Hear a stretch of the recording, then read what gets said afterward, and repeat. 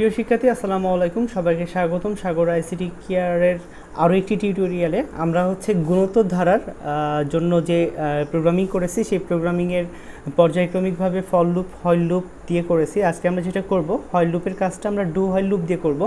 So do হইল লুপের স্ট্রাকচারটা খুবই সহজ। হইল লুপ যদি দেওয়া থাকে, তোমাদের পরীক্ষা যদি হইল লুপ দেওয়া থাকে তাহলে ডু হইল লুপ করাও খুব সহজ হবে, কিংবা ডু হইল থাকলে হইল করাও খুব সহজ হবে। সো আশা করি এটাও প্রবলেম হবে না। এবং ফর লুপ থেকে কীভাবে ডু হইল লুপও করা যায় সেটাও আমি তোমাদেরকে দেখিয়েছি।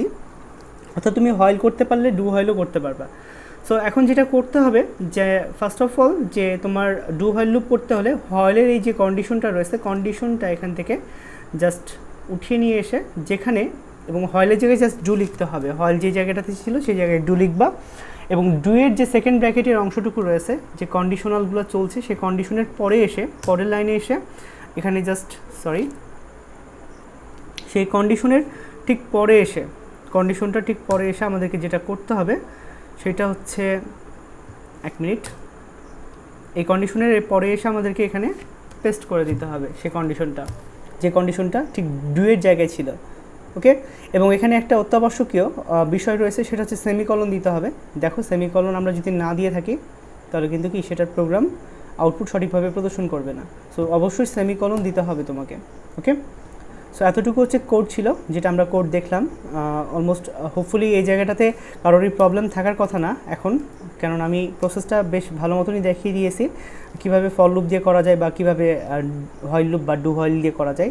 অর্থাৎ হইল লুপের এই কন্ডিশন ওয়াইজ এখানেই শেষ হয়ে যাবে না, হইল লুপটা এখানেই শেষ হয়ে যাবে না, এই কন্ডিশন ওয়াইজ সে কি এই সূত্রগুলো কি সে অ্যাপ্লাই করবে, এই হচ্ছে কি তার মোটিভ আসলে।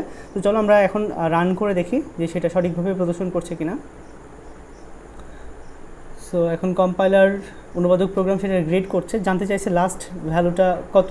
সো আমি যদি এখানে 5 দিই, খেয়াল করে দেখো ফলাফল 120 দেখাচ্ছে। যদি আমি ভ্যালুটা 5 না দিয়ে যদি 10 দিই, তাহলে ফলাফলটা একটু আগে আমরা খেয়াল করে দেখলাম ফর লুপ হইল লুপের ক্ষেত্রে যদি 10 দিই তাহলে ফলাফল বের হবে 36,28,800।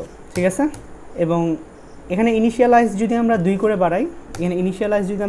বাড়াই, এবং 1 থেকে স্টার্ট করি, মানে 1 2 3 না প্রদর্শন করে 1 3 5 7 9 এগুলোর গুণফল কত হবে।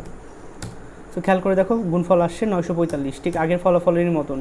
এখন যদি তুমি জোড় সংখ্যাগুলো প্রদর্শন করতে চাও, 2 থেকে স্টার্ট করবা এবং 2 করে ইনক্রিমেন্ট করবা। ওকে, এর থেকে তুমি অনেক বড় সংখ্যা নিতে পারো, 10ই যে নিতে হবে এমন কোনো কথা নয়, বাট যেহেতু এই মানগুলো পরীক্ষিত তাই আমি তোমাদেরকে মানগুলো চেক করে দেখাচ্ছি। ওকে, বাট 0 দিলে কী হতো, ইনিশিয়ালাইজ 0 তো একটা জোড় সংখ্যা, তাই না? 0 দিলে দেখো ফলাফল কিন্তু আমাদের পুরোটাই 0 আসবে, কেননা 0-র সাথে তুমি যাই গুণ করো না কেন ফলাফল 0। সো আমরা খুব সহজেই এইভাবে ফর লুপ বা হইল লুপ বা ডু হইল লুপ দিয়ে কিন্তু গুণোত্তর ধারা, সমান্তর ধারা, যোগফল প্রদর্শন, প্রথমে ধারা প্রদর্শন, ধারার যোগফল প্রদর্শন, ওকে, তারপরে গুণোত্তর ধারার গুণফল প্রদর্শন, তারপরে হচ্ছে আমি তোমাদেরকে দেখিয়েছি যে কীভাবে 2 to the power 0, 2 to the power 1 এগুলোর মান বের করা যায়, কীভাবে নামতা বের করা যায়। সো আশা করি টিউটোরিয়ালগুলো তোমাদের ভালো লাগবে, এবং ভালো লাগলে তোমরা অবশ্যই সবাই লাইক কমেন্ট শেয়ার করবা, এবং হোপফুলি যদি আশা করি সবারই সাবস্ক্রাইবার করা আছে, তারপরে যদি কারো করা না থাকে তাহলে অবশ্যই সাবস্ক্রাইব করে দিবে এবং বেল আইকনটিতে ক্লিক করবা পরবর্তী আপডেটটি পাওয়ার জন্য। সো আজকে এই পর্যন্তই, দেখা হবে আরেকটি টিউটোরিয়ালে। আল্লাহ হাফেজ।